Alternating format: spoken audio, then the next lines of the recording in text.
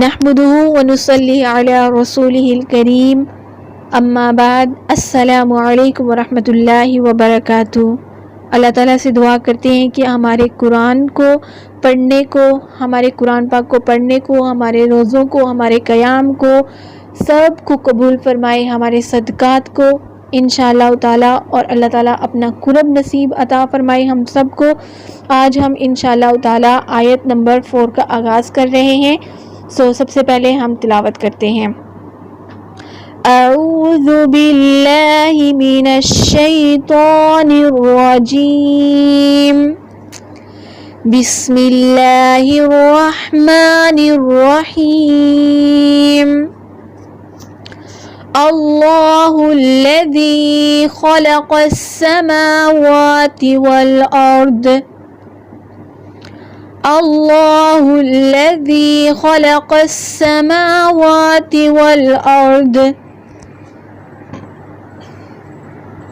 اللہ الذی خلق السماوات والارض وما بینہما فی ستۃ ایام، والأرض وما بينهما في 6 أيام، وما بينهما في 6 أيام، ثم استوى على العرش، ثم استوى على العرش، ثم استوى على العرش، ما لكم من دونه من ولي ولا شفيع، ما لكم من دونه من ولي ولا شفيع، ما لكم من دونه من ولي ولا شفيع، افلا تتذکرون، افلا تتذکرون، افلا تتذکرون۔ لفظی ترجمہ، اللہ، اللہ ہی وہ ذات ہے، الذی وہ جس نے، خلق پیدا کیا، السماوات آسمانوں کو، والارض اور زمین کو، وما اور جو، بینہما ان دونوں کے درمیان ہے، فی میں، ستتی 6 ایام دن ہیں، ثم پھر، استوا اس نے قرار کیا، علی العرش عرش پر، ما لکم تمہارے لیے نہیں، من دونہ اس کے سوا، من سے کوئی، ولی مددگار، ولا اور نہ ہی، شفیع سفارش کرنے والا ہے،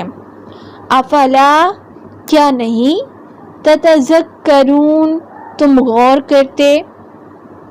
اللہ تعالیٰ اس آیت میں فرماتے ہیں، جس کا محاورہ ترجمہ ہے کہ اللہ تعالیٰ ہی وہ ذات ہے جس نے آسمانوں کو، یعنی 7 آسمانوں کو اور زمین کو، جو ان دونوں کے درمیان ہے، یعنی زمین اور آسمانوں کے درمیان جو کچھ بھی ہے، آسمان بھی سارے اور زمین بھی ساری، اور پھر ان دونوں کے درمیان جو کچھ بھی ہے، ان سب کو کتنے دنوں میں اللہ تعالیٰ نے پیدا کیا، فی 6 ایام، سب کچھ 6 دنوں میں اللہ تعالیٰ نے پیدا کیا۔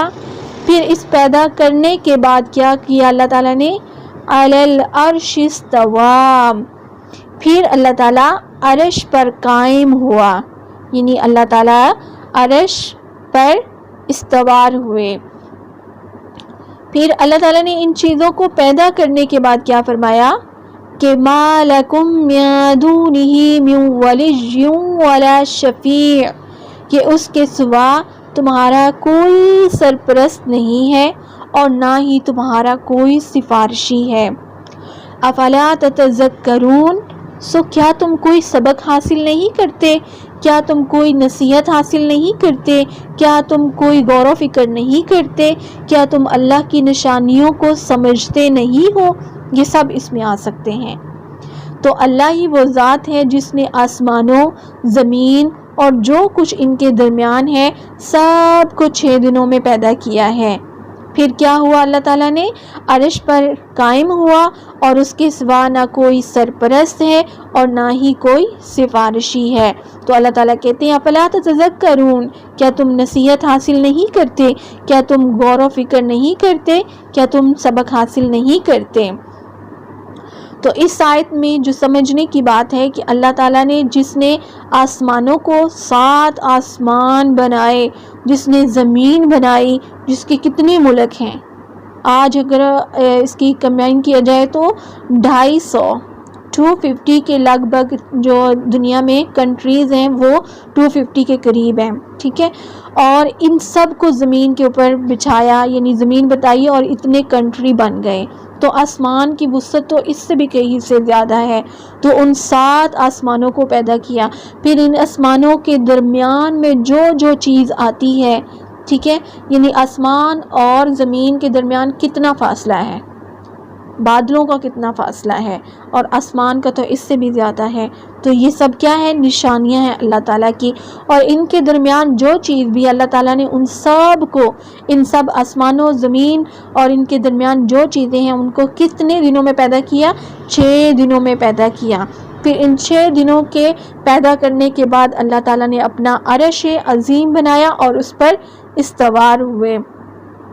پھر اس کے بعد اللہ تعالیٰ کہتے ہیں اپنی نشانیوں کو بیان کرنے کے بعد کہ میں نے تمہیں بھی پیدا کیا، آسمانوں کو بھی پیدا کیا، زمین کو بھی پیدا کیا، ان کے درمیان جو چیزیں ہیں ان کو بھی پیدا کیا، تو تم کہاں ہو؟ یعنی تم مجھے چھوڑ کر، اپنے مددگار کو چھوڑ کر، اپنے سفارشی کو چھوڑ کر کسی اور کو نہ سفارشی بناؤ، نہ معبود بناؤ، نہ ہی کوئی ولی بناؤ، نہ ہی کوئی مددگار، میرے سوا کسی کو مددگار بھی نہ بناؤ۔ یعنی سب سے پہلے میرے سے دعا کرو، میرے سے سفارش کرو، مجھ سے مانگو۔ تو ہمیں کسی سے نہیں مانگنے کی ضرورت جب ہمارا رب عرش عظیم کا مالک، جس نے ہر چیز کو پیدا کیا اور اس نے اپنی نشانیاں بتائی ہیں، تو اللہ تعالیٰ وہ ذات ہے جس نے ہر چیز کو پیدا کیا، ہمارے نفس میں ایک ایک چیز کو پرفیکٹ بنایا ہے، اور ہم اس کے سوا کسی اور کو کیسے پکار سکتے ہیں، اس کے سوا کسی اور سے کیسے سفارش کر سکتے ہیں، اور کسی اور کو مددگار کیسے بنا سکتے ہیں؟ تو وہی وہ ذات ہے جس نے کیا کیا ہے، جس نے کہا ہے کہ اس میرے سوا نہ کسی کو سرپرست بناؤ اور نہ ہی سفارشی بناؤ، ٹھیک ہے۔ تو ان ساری چیزوں کو کیا ہے، اللہ تعالیٰ نے توحید کا یہاں پر بیان کیا ہے کہ میرے سے ہی مانگو، مجھے ہی ولی بناؤ، مجھے ہی مددگار بناؤ، مجھے ہی شفیع بناؤ، ٹھیک ہے، کہ مجھ سے ہی سفارش کرنے والے بنو۔ ان آیتوں کے بعد کیا فرمایا اللہ تعالیٰ نے؟ ایک جملہ آخر میں بتایا کہ افلا تتذکرون، اگر تم یہ سب نہیں دیکھتے ہو، تم سب کچھ یہ نہیں جانتے ہو کہ میں نے تمہارے نفس کے اندر کتنا کچھ پیدا کر دیا ہے، اگر تم اس سے نصیحت نہیں حاصل کرتے ہو تو پھر تم کیا ہو؟ کیا تم غور و فکر نہیں کر سکتے؟